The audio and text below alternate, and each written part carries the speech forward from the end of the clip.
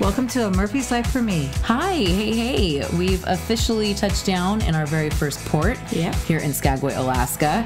And we are going on our very first excursion. Yeah. We're hitting the White Pass Railway, and it will take us all the way up into the Yukon, up to the Canadian and U.S. border, just like the gold rushers in the 1800s. Yep. So we're looking forward to that, seeing the beauty of Alaska by train.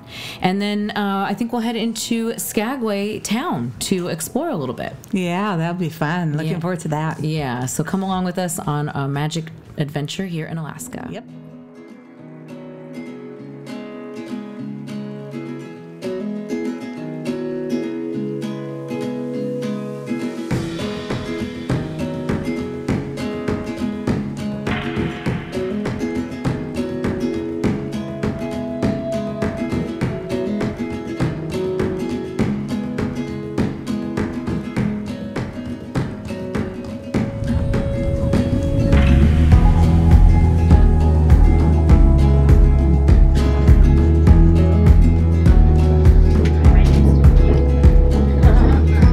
Once again, folks, here comes that train on the left-hand side.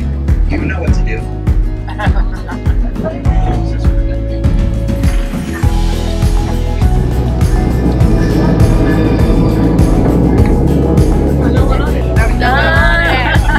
We are having more fun. The ghost train.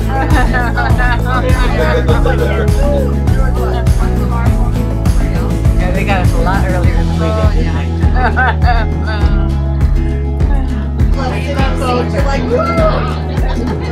Oh, there's an eagle. Wow. It was a little gap.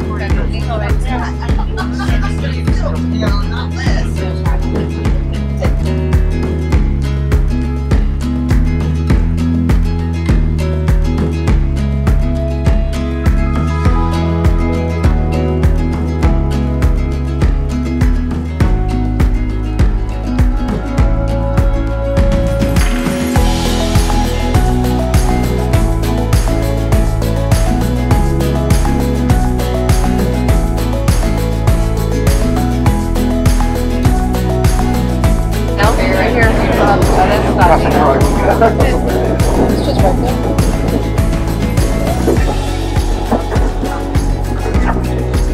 Are you flying along with us still? Yep. Flying along with us, yep. Oh. Oh, wow. Oh. You can also see an eagle on the left-hand side of the train. Oh, wow.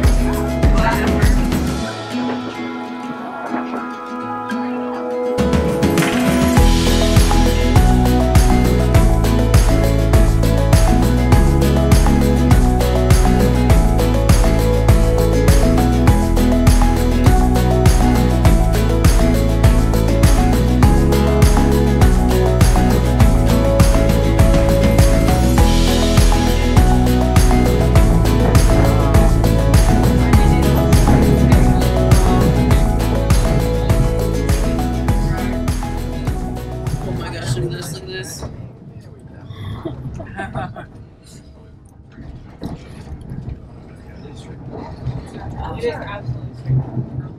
It's been the whole way through, so it's okay. And that book. Oh. Shoot. It's alright. I'll put it on. What's on there? Whoa. Whoa. You were on stage? We are. I. Only half a mile. The elevation. Oh my god. It's just pitch black now. It's fine. Oh my god.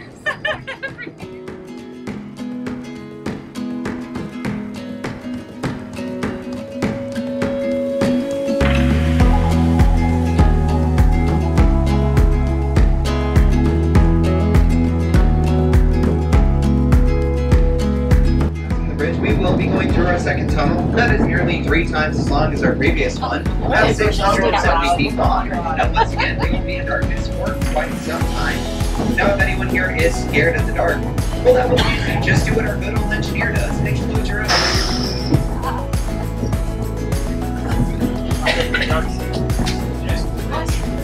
Oh, that's great. Oh, yeah.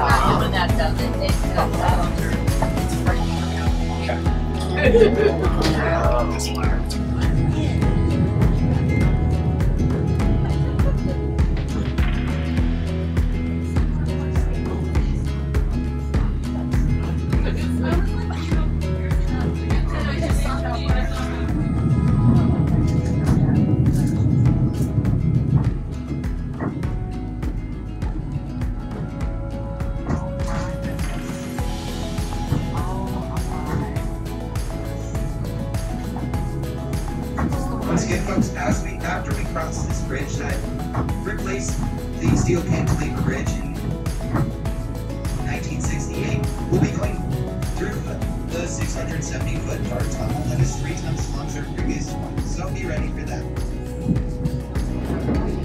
Oh, look at that pool.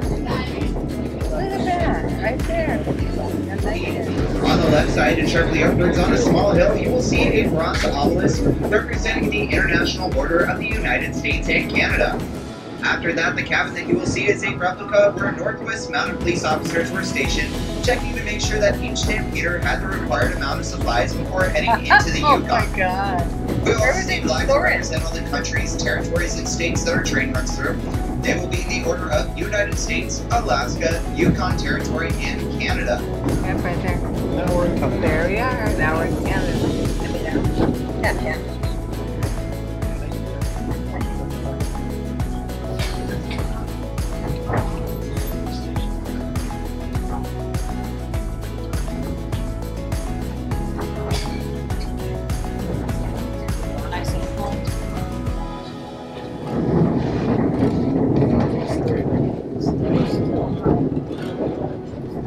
Now this lake that we are seeing to the left of us is known as Summit Lake.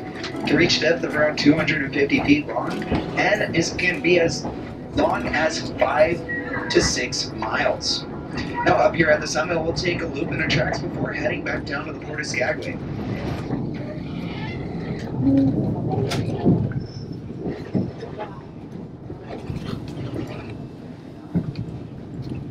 Bronze obelisk that marks the international border of the United States and Canada. I hope you enjoyed your short stay in British Columbia.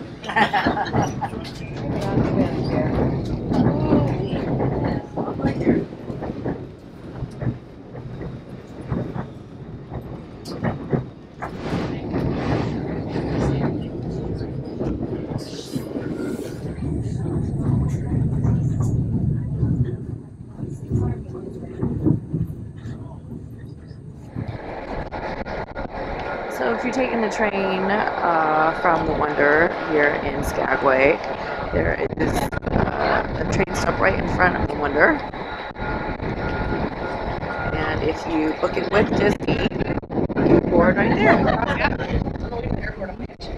And then there is the train. And then there is another stop in town, which is not even a minute away, I think. But that is where you would board it if you're not boarding with the cruise line. There's currently 3 ships in port, so we'll see how busy it is in town today.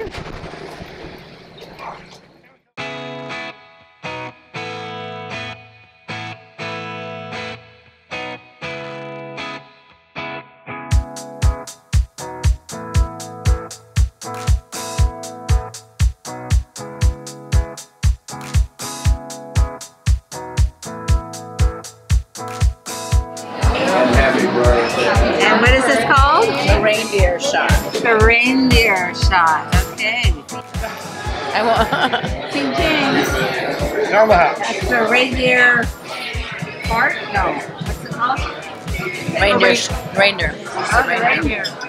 Just the reindeer. That's good. And it's peppermint and Kahlua. Kahlua. I think Kahlua and one more thing she said, didn't she? I think she said 3 things in there. Oh, okay. So what do you think? It'll warm your bones, won't it? It warms my throat going down, that's for sure. And Nige and I will just have our beers. Cheers. Yeah, cheers.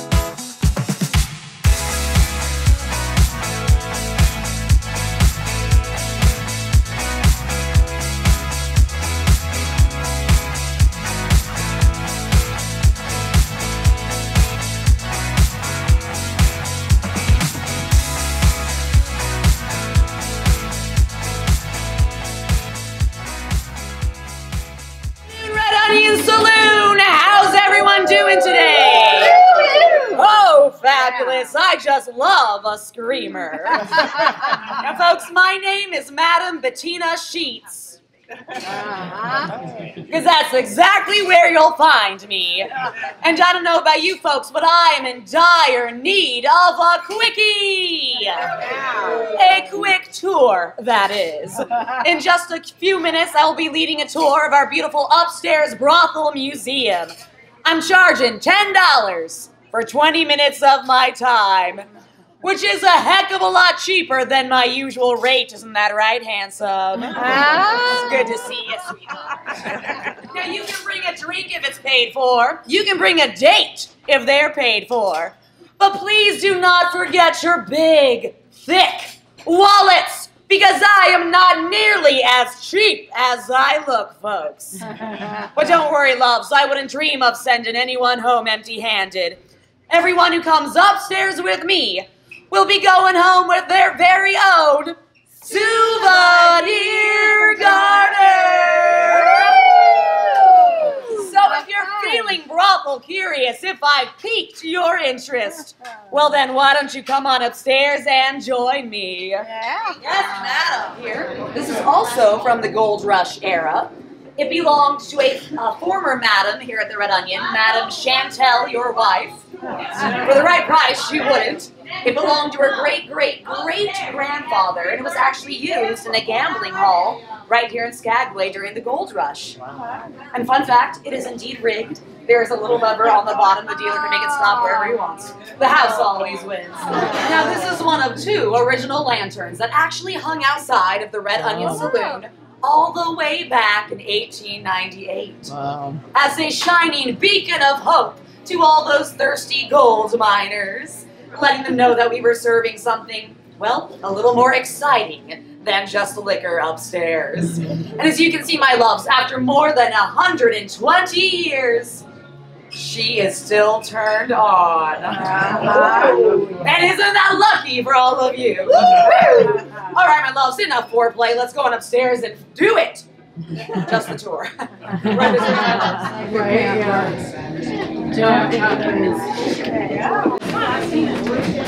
Wow. He's reading things.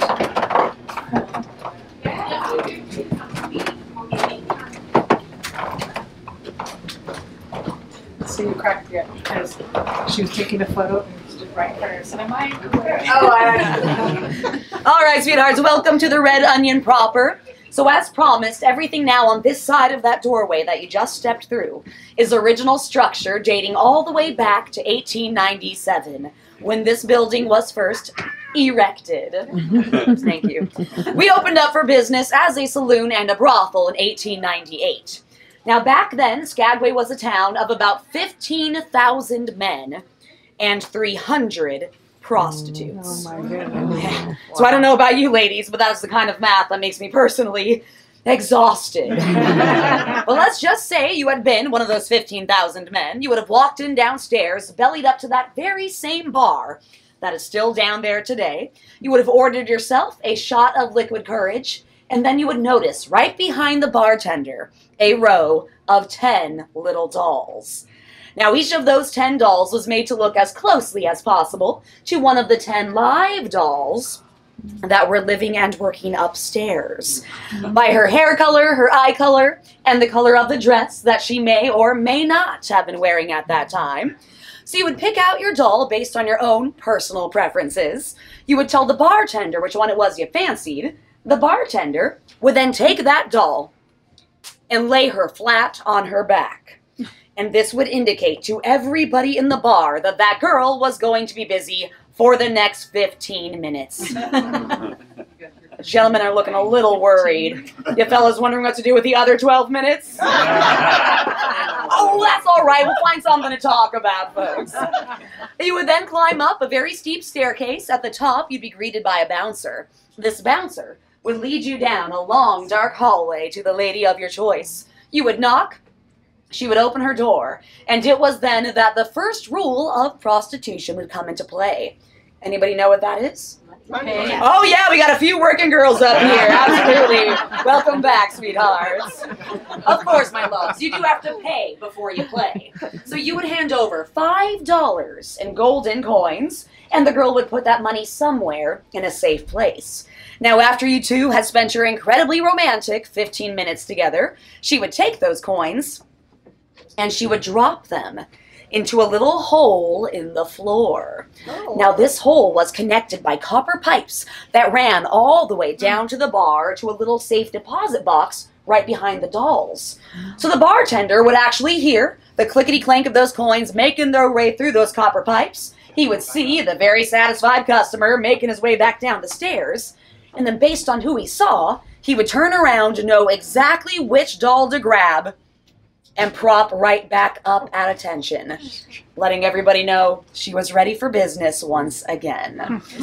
Now, the dolls on the inside of this glass case are obviously quite old, frankly a little creepy. They're just there as a visualization aid.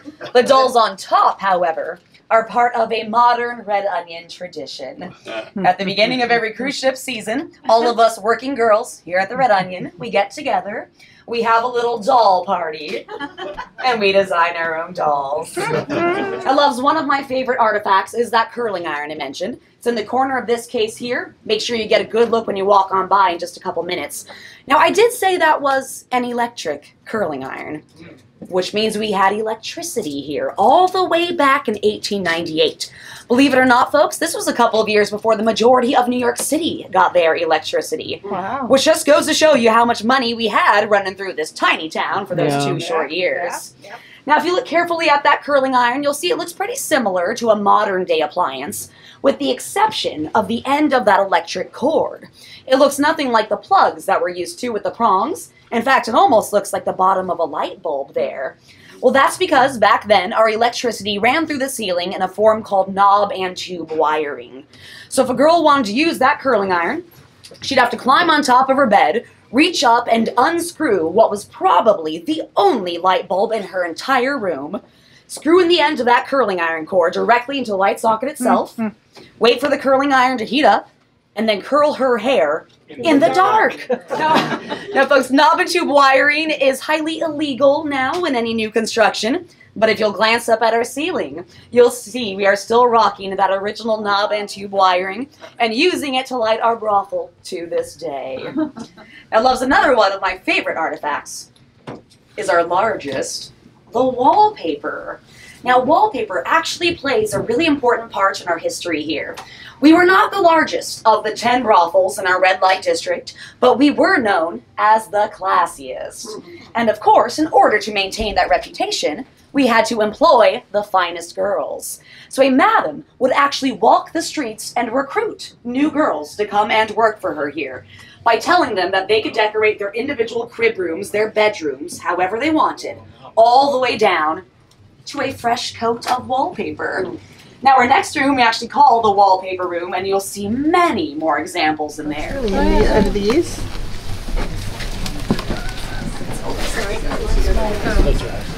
Yeah. Got a little graffiti room, Michelle. I'm sure they got it though.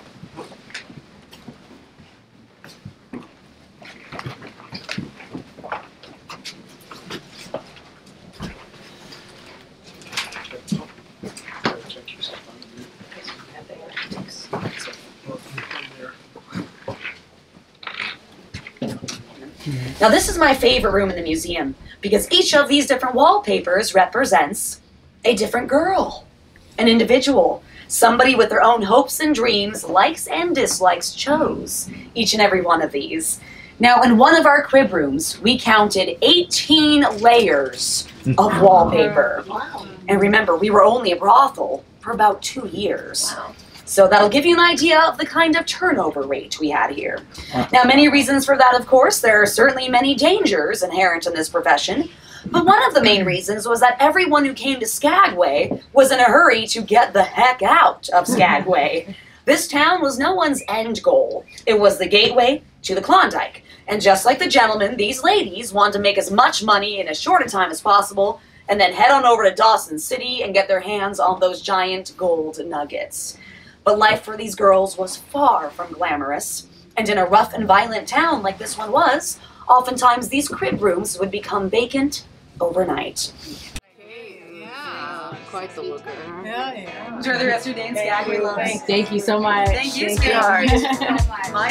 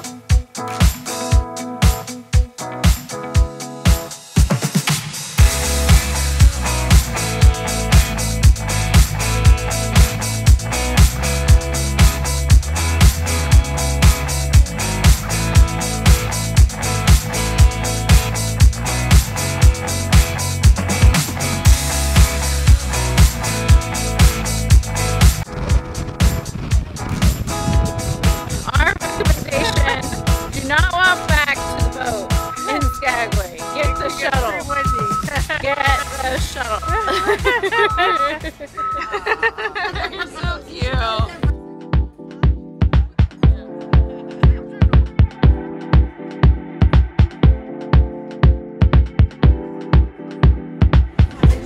Oh my goodness. Look at all these desserts.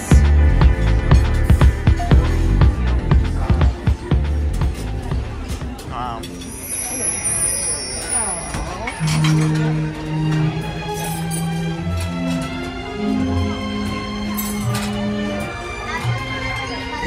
The wishing star.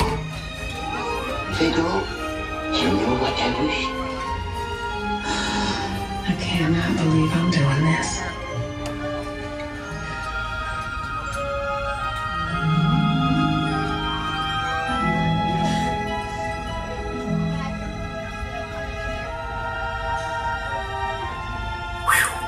What they can't do these days.